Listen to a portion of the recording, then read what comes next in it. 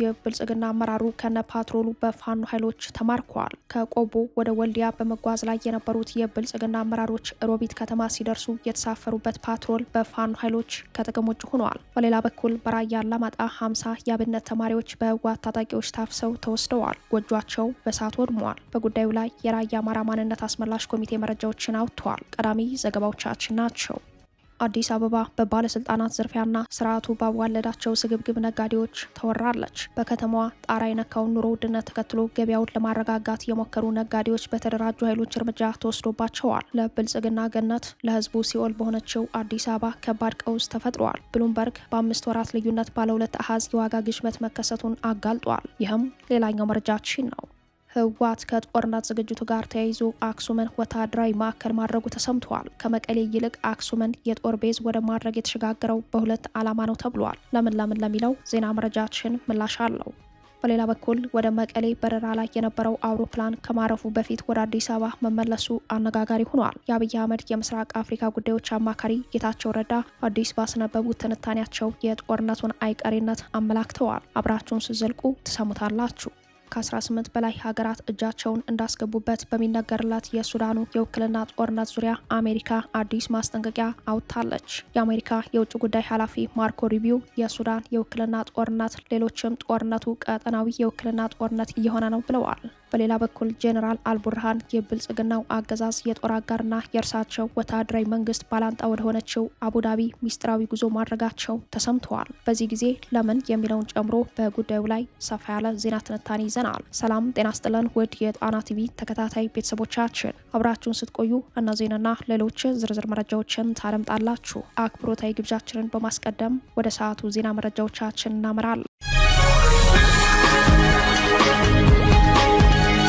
በመሃል አዲስ አበባ በብልጽግና ፖሊስ በ4 ጥይት ተደብድቦ የተገደለው ወጣት ጉዳይ በህዝብ ዘንድ ከፍተኛ ቁጣን ቀሰቀሰ። ግድያውን ተከትሎ የታየው የአዲስ አበባ ህዝብ ቁጣ ህዝብ ሞትን የመላመድ ፍላጎት እንደሌለው ያሳየ ነው ተብሏል። በአዲስ አበባ ከተማ ጉለሌ ክፍለ ከተማ ልዩ ስሙ ሽሮ ሜዳ ተብሎ በሚጠራው አካባቢ ተገኝ ባልቻ በቅጽል ስሙ ኦሮሮ የተባለ ወጣት በአንድ ፖሊስ አባል ሚያዝያ 29 ቀን በ4 ጥይት ተደብድቦ ህይወቱ ማለፉን በትናንትናው ዕለት ዘገባውን ማድረሳችን ይታወሳል። ሟች ተገኝ ባልቻን ለመቅበር የወጣው የአዲስ አበባ ህዝብ በከፍተኛ ቁጣ ተሞልቶ ድምጹን ሲያሰማ የዋለ ሲሆን ይህንን ተከትሎ በሽሮ ሜዳ አካባቢ ትናንት ሚያዝያ 30 ቀን መንገድ የተዘጋባቸው መስመሮች እንደነበሩ ከስፍራው ከነበሩ ሰዎች ተረድተናል። ሚያዝያ 29 ቀን ሟች ወጣት ተገኝ ከጓደኞቹ ጋር በለመደበት ስፍራ ተቀምጦ እያለ በፓትሮል መኪና የመጡ የጸጥታ አካላት ለጥያቄ ትፈለጋለህ በሚል ወደ ሽሮ ሜዳ 02 ጣቢያ ከወሰዱት በኋላ ቀደም ሲል ከሟች ጋር ጸብ ነበረው የተባለው የፖሊስ አባል በጣቢያው በር ላይ በነበረበት ወቅት ሽጉጡን አውጥቶ 4 ጊዜ በመተኮስ ወጣቱን በጥይት በመደብደብ ህይወቱን እንዲያልፍ ካደረገ በኋላ ገዳዩ ፖሊስ ከአካባቢው መሰወሩ ብዙዎችን ያስቆጣ ድርጊት ሆኗል። ይህን የህዝቡን ቁጣ ተከትሎ የብልጽግናው አገዛዝ ዛሬ ግንቦት 1 ቀን የአዲስ አበባ አድማ ብተና ኃይል በከተማዋ በስፋት ያሰራጨ ሲሆን በተለይም ከእንጦጦ ኪዳነ ምሕረት እስከ ሽሮ ሜዳ 6 ኪሎ ድረስ ባለው መስመር ከፍተኛ ቁጥር ያለው የአድማ ብተናና የፌዴራል ፖሊስ ማሰማራቱን የዓይን እማኞች ለጣና አረጋግጠዋል። የአዲስ አበባ ፖሊስ ዛሬ ማለዳ ባወጣው መግለጫ ጉዳዩን በቁጥጥር ስር አውየዋለሁ ቢልም በምስል የተደገፈ መረጃ አለማውጣቱ መረጃውን በህዝብ ዘንድ ጥርጣሬ ላይ ጥሎታል። የአካባቢው ነዋሪዎች እንደሚሉት ከግድያው በኋላ ሽሮ ሜዳ መንቀሳቀስ አልቻልንም፣ ከፍተኛ የሆነ የጸጥታ ኃይሎች ስምሪት አለ፣ እኛ ግን ፍትህ ከመጠየቅ አንመለስም ብለዋል። ለሶስተኛ ቀን ዛሬ ሰፈሩ በሙሉ በፖሊስ ተከቧል ያሉት የመረጃው ምንጮች ለቀስተኛው ሳልስት እያወጣ ግድያውን በመቃወም ላይ ነው ብለዋል። ከአሜሪካ ኤምባሲ በቅርብ ርቀት የተፈጸመው የወጣቱ ግድያ የሚያሳየን እውነታ በመዲናዋ ከፍተኛ የሆነ የጸጥታ ኃይሎች ስርዓት አልበኝነት መኖሩን ነው የሚሉት የጉዳዩ ተከታታዮች በክልሎች የተንሰራፋው የጸጥታ አካላት ስርዓት አልበኝነት ወደ አዲስ አበባ ተስቦ መግባቱ ለአዲስ አበባ ህዝብ ፍጹማዊ የህልውና አደጋ እንደሆነ ያስረዳሉ። ግድያውን ተከትሎ የታየው የአዲስ አበባ ህዝብ ቁጣ ህዝብ ሞትን የመላመድ ፍላጎት እንደሌለው ያሳየ ቢሆንም የተደራጀና የህዝብን አቅም በሚያሳይ መልኩ ለስርዓታዊ ለውጥ የሚደረገው ትግል አካል መሆን እንዳለበት ያስረዳሉ።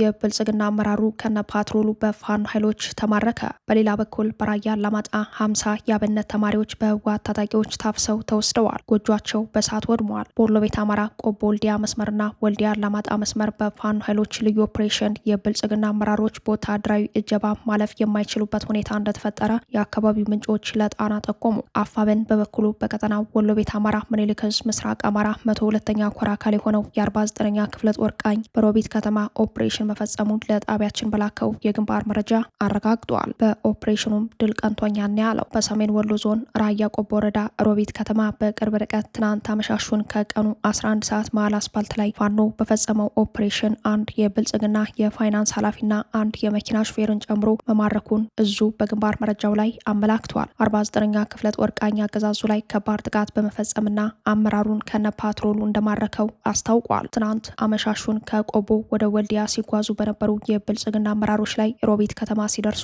የፋኖ ኃይሎች የወሰዱት እርምጃ ያገዛዙ ባለስልጣናት በወታደራዊ እጀባም ቢሆን ከቦታ ቦታ መንቀሳቀስ የማይችሉበት ሁኔታ እንደተፈጠረ ያሳየ ሆኗል። ይህ በእንዲህ እንዳለም በራያ አላማጣ ከተማ ኪዳነ ምሕረት ቤተክርስቲያን የሚገኙ 50 የአብነት ተማሪዎች በህወሓት ታጣቂዎች ታፍሰው ወዳልታወቀ ስፍራ መወሰዳቸውን የራያ አማራ ማንነት አስመላሽ ኮሚቴ አስታውቋል። አፈናው በከፋ ሁኔታ ተጠናክሮ ቀጥሏል ያለው የማንነት ኮሚቴው ተማሪዎቹ ጅሃን በሚባል ሰፈር ከፍተኛ ድብደባ እንደተፈጸመባቸው ነው የገለጸው። የጣና የአካባቢው ምንጮች በበኩላቸው የአርሚ 24 ታጣቂዎች ወደ ቤተክርስቲያኑ ዘልቀው በመግባት የአብነት ተማሪ ጎጆዎችን በሰዓት ማቃጠላቸውን አረጋግጠዋል። ኪዳነ ምሕረት ቤተክርስቲያንን ከቃጠሎ ለመታደግ ህዝቡ ከፍተኛ ርብርብ አድርጓን የተባለው እኒሁ የአካባቢው ምንጮች እንደሚሉት በራያ ሀገረ ስብከት የሚገኙ አብያተ ክርስቲያናት ማህተማቸው ተነጥቋል፣ መዋቅራቸው እንዲፈርስ ተደርጓል። ከኢትዮጵያ ኦርቶዶክስ ቤተክርስቲያን አንወጣም፣ የተወገዘውን መንበረ ሰላማ አንቀበልም ያሉ ካህናት ታፍሰው ተወስደዋል ያሉት። በሌላ መረጃም ከኢትዮጵያ ኦርቶዶክስ ተዋሕዶ ቤተክርስቲያን ተነጥሎ የራሱን ሲኖዶስ ያቋቋመው ራሱን መንበረ ሰላማ በሚል ስያሜ የሚጠራው አካል አክሱምን ቅድስት ከተማ ብሎ መሰየሙን አስታውቋል። መንበረ ሰላማ አደረኩት ባለው ጉባኤ የጥንታዊቷ አክሱም መጠሪያ ቅድስት አክሱም ጽዮን ከተማ እንዲሆን ወስኛለሁ ሲል ማስታወቁን በይፋዊ መረጃው ላይ አመላክቷል።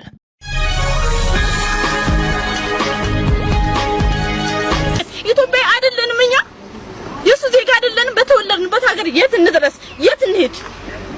ራብ አለቀ፣ ልጆቻችን ራብ አለቁ። ምን ብንሄድ ምንም መፍትሄ ልናገኝ አልቻልንም። እንዴት እንሁን? ልጆቻችን ይረከቡ። ልጅቷ ከባድ ነው። በአሁኑ ሰዓት በጣም ነው የሚከብደው። እንኳን ለራስ በአሁኑ ሰዓት እኛ ለራሳችን አቅቶናል። ቁርስ አግኝተን የሰዎች ቁርስ ብናገኝ ማታ ወይ ምሳ እናገኝ፣ ምሳ ማናገኝበት ሰዓት አለን። አራስ ቤት አቅፈን አይነ ስውራን አለን፣ ደካማ አለ፣ በሽተኛ አለ። እኛ ግን ከምናገኘው ለልጆቻችን ነው እንጂ ለኛ አይደለም። እዚህ ጋር ጉልበት እያለን ግን የሰው ፊት አይተን የምንበላው እንዴት እንሆን? እሺ በተወለድንበት ሀገር የት እንድረስ? ሀገር የለንም። ሀገራችን ይሄ ነው።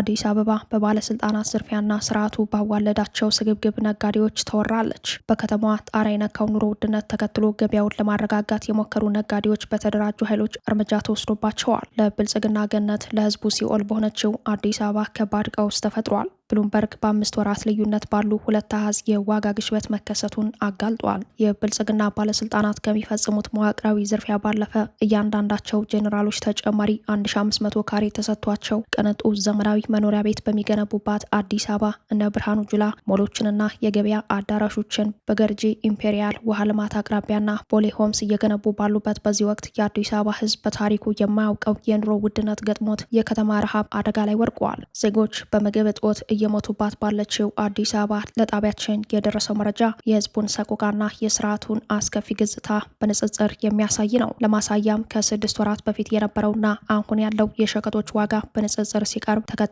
ይመስላል። 5 ሊትር ዘይት ከ6 ወር በፊት 1400 ብር የነበረ ሲሆን አሁን ላይ 53.6 በመቶ ጨምሮ 2150 ብር ገብቷል። 1 ኪሎ ምስር ከ6 ወር በፊት 265 ብር የነበረ ሲሆን አሁን ላይ 26.4 በመቶ ጨምሮ 335 ብር ገብቷል። 1 ኪሎ በርበሬ ከ6 ወር በፊት 450 ብር የነበረ ሲሆን አሁን 122.2 በመቶ ጨምሮ 1000 ብር ገብቷል። 1 ኪሎ ስኳር በሸማቾች ከ6 ወር በፊት በአማካይ 115 ብር የነበረ ሲሆን አሁን ላይ 43.5 በመቶ ጨምሮ 165 ብር ይሸጣል። 1 ኪሎ ስኳር ቸርቻሪ ሱቅ ከ6 ወር በፊት 200 ብር ሲሆን አሁን በአማካይ 275 ብር ይሸጣል። የዋይፋይ ዳታ ለመኖሪያ ቤት በ2017 6000 ብር የነበረ ሲሆን በ2018 ዛሬ ላይ 150 በመቶ ጨምሮ 15000 ብር ገብቷል። ትንንሽ ዳቦ ከ6 ወር በፊት በፊት በአማካኝ 10 ብር የነበረ ሲሆን 40 በመቶ ጨምሮ 14 ብር ይሸጣል። እንጀራ ከ6 ወር በፊት 15 ብር የነበረ አሁን 116.7 በመቶ ጨምሮ በአማካይ 32 ብር ይሸጣል። 1 ኪሎ ስጋ በመደበኛ ወይንም ሰፊው ህዝብ በሚገለገልባቸው ስጋ ቤቶች ከ6 ወር በፊት 700 ብር የነበረ ሲሆን አሁን 328.6 በመቶ ጨምሮ 3000 ብር እየተሸጠ ነው። የፈረንጅ እንቁላል ከ6 ወር በፊት በአማካኝ 16 ብር የነበረ አሁን 21 ብር በገበያው በመሸጥ ላይ ነው። የሀበሻ እንቁላል ከ6 ወር በፊት 23 ብር የነበረ አሁን 25 ብር ገብቷል።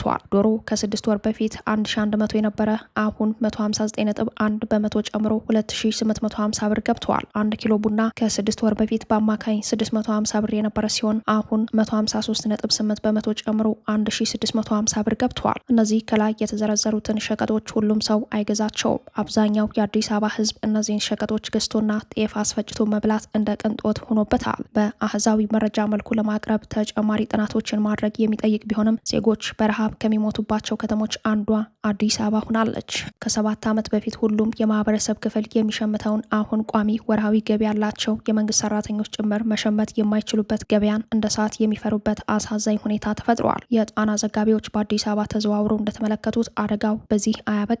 ህዝቡ የገጠመውን የኑሮ ውድነት በማሰብ በተመጣጣኝ ዋጋ የሚያቀርቡ ነጋዴዎች በኦህዴድ ብልጽግና ባለስልጣናት እርምጃ ተወስዶባቸው አደገኛና ስግብግብ ነጋዴዎች የህዝብ ደም በሚመጥ የዋጋ ንረት ህዝቡን ለከፍተኛ ስቃይ እንደዳረጉት ዘጋቢዎቻችን ታዝበዋል። ብዙዎች ነጋዴዎች ከልክ ያለፈ ግብር ተጨምሮባቸው ከንግድ ስራ ወጥተዋል። በምትኩ ስርዓቱ ያዋለዳቸው ስግብግብ ነጋዴዎች ከተማዋን ወረዋታል። አንዳንድ ነጋዴዎች ለህዝብ አዝነው በተመጣጣኝ ዋጋ ከሸጡ እዚያው አፍንጫቸው ስር በተመደበ የተደራጀ ኃይል ምክንያት ተፈልጎ ይታሰራሉ። በምርቱ ላይ የጥራት ጉድለት አለው የሚል ከገበያ የሚያስወጣ ዘመቻ ይከፈትባቸዋል። እንዲህ አይነቱን የህዝብ ፈተና የተመለከተው ብሉምበርግ አዲስ ዘገባ አስነብቧል። ዘገባው የኢትዮጵያ የዋጋ ግሽበት መጠን ላለፉት 5 ወራት ከነበረበት ባለ 1 አሃዝ ወጥቶ አሁን ላይ ወደ ባለ 2 አሃዝ ማሻቀቡን አመላክተዋል። ነዳጅን ጨምሮ የማገዶና ተያያዥ ምርቶች ዋጋ በወሩ ውስጥ በ3 በመቶ ጭማሪ ያሳየ ሲሆን ይህም የትራንስፖርት ወጪን በከፍተኛ ሁኔታ እንዲጨምር አድርጎታል። በተለይም በነዳጅ አቅርቦት ሰንሰለት ላይ የታዩት መስተጓጉሎች ለምግብ ነክና ምግብ ነክ ያልሆኑ ሸቀጦች ዋጋ መጨመር ቀጥተኛ ምክንያት መሆኑን ከተጠቅላላው የዋጋ ግሽበት ውስጥ ከግማሽ በላይ ድርሻ የሚይዘው የምግብ ዋጋ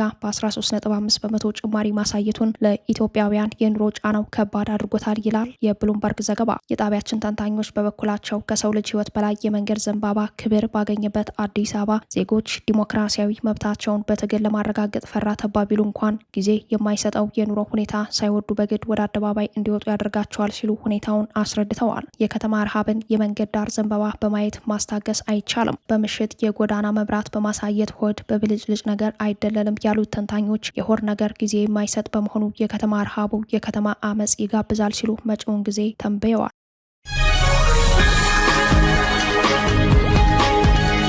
ህወሓት ከጦርነት ዝግጅቱ ጋር ተያይዞ አክሱምን ወታደራዊ ማዕከል ማድረጉ ተሰምተዋል። በሌላ በኩል በረራ ላይ የነበረ አውሮፕላን ከማረፉ በፊት ወደ አዲስ አበባ መመለሱ አነጋጋሪ ሆኗል። የነ ደብረጽዮን መፈንቅለ ስልጣንን ተከትሎ ህወሓትና ብልጽግና ጦርነቱን ለመጀመር እንቅስቃሴ እያደረጉ ነው የሚለው መረጃ በወታደራዊ እንቅስቃሴዎች በተጨባጭ በመታየት ላይ ነው። ብልጽግና በተከታታይ ቀናት በመቀሌ ሰማይ ላይ የጀት ቅኝት በማድረግ ህወሓትን ለማሸበር ሞክረዋል። በትናንቱ የጀት ስምሪት የነ ደብረጽዮን ስብሰባ ለተወሰነ ደቂቃ ተቋርጦ እንደነበር ተሰምተዋል። ከዚህ ጋር ተያይዞ የህወሓት ወታደራዊና ፖለቲካዊ አመራሮች ከመቀሌ ይልቅ አክሱምን ዋና ማዕከል በማድረግ ላይ መሆናቸው ታውቋል። ህወሓት ከመቀሌ ይልቅ አክሱምን የመረጠበት ምክንያት 2 ነው የሚሉት የመረጃው ምንጮች፣ አንደኛው በብልጽግና የሚፈጸም የድሮን ጥቃት ቢኖር አክሱም ለኤርትራ ቅርብ ስለሆነች ወደ ኤርትራ ለማፈግፈግ በሚል ሲሆን፣ ሁለተኛው ፋታ የማይሰጥ የአየር ድብደባ የሚፈጸም ከሆነ ወደ አክሱም ጽዮን ገዳማት ለመግባት በሚል መሆኑን ጠቁመዋል። በሌላ በኩል በትናንትናው ዕለት በህወሓት የተደረገው ይፋዊ መፈንቅለ ስልጣንን ያረጋገጡት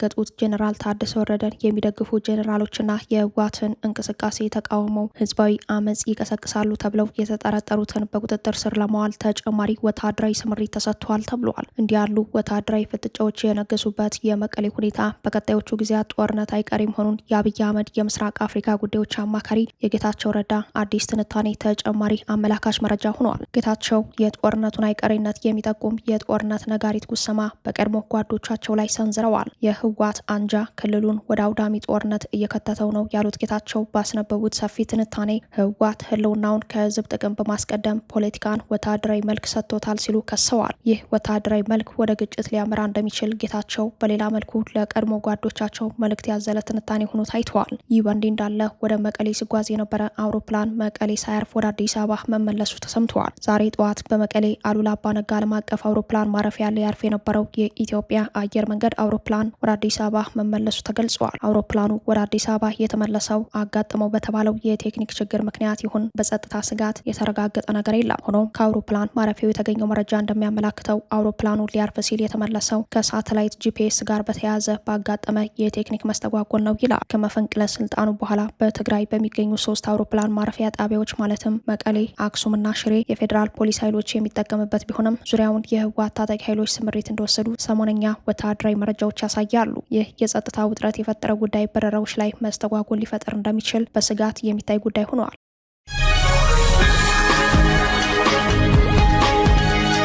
አሜሪካ የሱዳን የውክልና ጦርነትን ሌሎችም እየተጋሩ ጦርነቱ ቀጠናዊ የውክልና ጦርነት እየሆነ ነው ስትል አስጠነቀቀች። በሌላ በኩል ጀነራል አልቡርሃን ወደ አቡዳቢ ሚስጥራዊ ጉዞ ማድረጋቸው ተሰምተዋል። የሱዳን የውክልና ጦርነት ወደ ኢትዮጵያ ተስቦ እየገባ ባለበት በዚህ ወቅት አሜሪካ ለተፋላሚዎቹ ከባድ ማስጠንቀቂያ ሰጠች።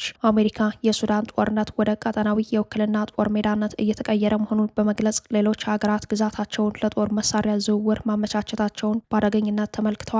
የአሜሪካ የውጭ ጉዳይ ኃላፊ ማርኮ ሩቢዮ በሱዳን የቀጠለው ጦርነት ከጀርባ በርካታ ሀገራት የሚሳተፉበት ቀጠናዊ የውክልና ጦርነት አውድማ የሆነ መምጣቱን በማስጠንቀቅ ሰብአዊ እርዳታ ለማድረስና ሲቪሎችን ለመጠበቅ ሲባል አስቸኳይ የተኩስ አቁም እንዲደረግ ጥሪ አቅርበዋል። ሚኒስተሩ ዋሽንግተን ጦርነቱን ለማስቆም ዲፕሎማሲያዊ ጥረቱን እያጠናከረች መሆኑን ገልጸዋል። በሱዳን ያለው ጦርነት በዓለም ላይ እስካሁን ከታዩ እጅግ አስከፊ ሰብአዊ ቀውሶች አንዱ መሆኑን የገለጹት ባለስልጣኑ ዋሽንግተን ግጭቱን ለማስቆም ኳርተት በሚባለው የዲፕሎማሲያዊ መንገድ ጥረቷን እያጠናከረች መሆኑን አክለዋል። በግልጽ እንደሚታየው ሱዳን በተወሰነ መልኩ በጦርነቱ ውስጥ ከሚሳተፉ የተለያዩ ወገኖች ጀርባ ባሉ በበርካታ ሀገራት መካከል የውክልና ጦርነት ተሳትፎ የሚደረግባት ሆናለች ያሉት ሩቢዮ አንዳንድ ሀገራት በጦርነቱ በቀጥታ ባይሳተፉም የገዛ ግዛቶቻቸውን ለጦር መሳሪያ ማጓጓዣነት እንዲያገለግሉ ፈቅደዋል ሲሉ ተናግረዋል። ሩቢዮ አክለው አሜሪካ አስተማማኝ የሰብአዊ ኮሪደሮችን ለመክፈትና እርዳታ ለማከፋፈል የሚያስችል የተኩስ አቁም ስምምነት እንዲደረግ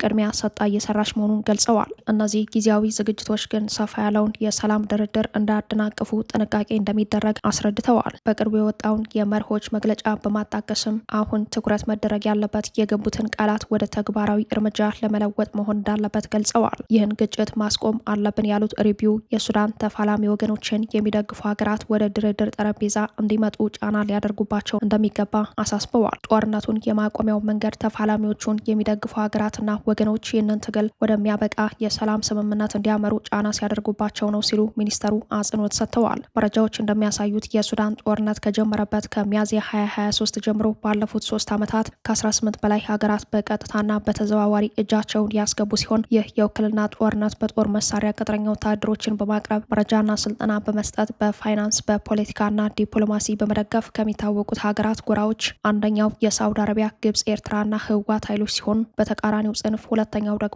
የተባበሩት አረብ ኤምሬቶች አብይ አህመድና የሊቢያ ቢንጋዚን ወታደራዊ አለቃ ከሊፋ ሀፍታር በቀዳሚነት ይጠቀሳሉ። በተለይም ሳውዲ አረቢያ፣ ግብጽና የተባበሩት አረብ ኤምሬቶች የአሜሪካ ስትራቴጂክ አጋሮች መሆናቸው ይታወቃል። ይህ በእንዲህ እንዳለ የሱዳን ብሔራዊ ጦር መሪ ጀነራል አብዱል ፈታህ አልቡርሃን የብልጽግና ጦር አጋር ወደ ሆነችው ወደ ተባበሩት አረብ ኤምሬትስ አቡዳቢ ሚስጥራዊ ጉዞ ማድረጋቸው ተሰምተዋል። በጉዳዩ ላይ የሱዳኑ አልራኮባ የዜና ምንጭ እንደዘገበው የቀድሞው የዱባይ ፖሊስ ምክትል አዛዥ ሌተናል ጀነራል ዳሂ ካልፋን አልቡርሃን በሚስጥር የተባበሩት አረብ ኤምሬትስ መገኘታቸውን አረጋግጠዋል። ይህ ጉዞ ይፋ የሆነው ሱዳን ኤምሬቶችን በሀገር ውስጥ ጦርነት ጣልቃ ትገባለች በሚል በምትከስበትና የሱዳን የውክልና ጦርነት ወደ ኢትዮጵያ ተስቦ እየገባ ባለበት በዚህ ወቅት መሆኑ አነጋጋሪ ነው። ኤምሬቶች ለሱዳን ፈጥኖ ደራሽ ኃይልና ለብልጽግና ድጋፍ በመስጠት የሱዳን ጦር ላይ የውክልና ውጊያ በከፈተችበት ሁኔታ ጀነራል አልቡርሃን ወደ አቡዳቢ በሚስጥር የመጓዛቸው ዓላማ ማርኮ ሩቢዮ ከሰጡት መግለጫ ጋር የተያዘ ይሁን አይሁን የታወቀ ነገር የለም። ኤምሬቶች ወደ ሱዳን ሊተላለፍ የነበረ በርካታ የጦር መሳሪያ በቁጥጥር ስር ያዋለችው በቅርቡ እንደነበር ይታወሳል። የጄኔራሉ ሚስጥራዊ የጉዞ ዓላማ ከዚህ የጦር መሳሪያ መያዝ ጋርና የጣልቃ ገብነት ጉዳይ በተያያዘ ሊሆን እንደሚችል ተጨማሪ መላምቶች በመሰጠት ላይ ናቸው።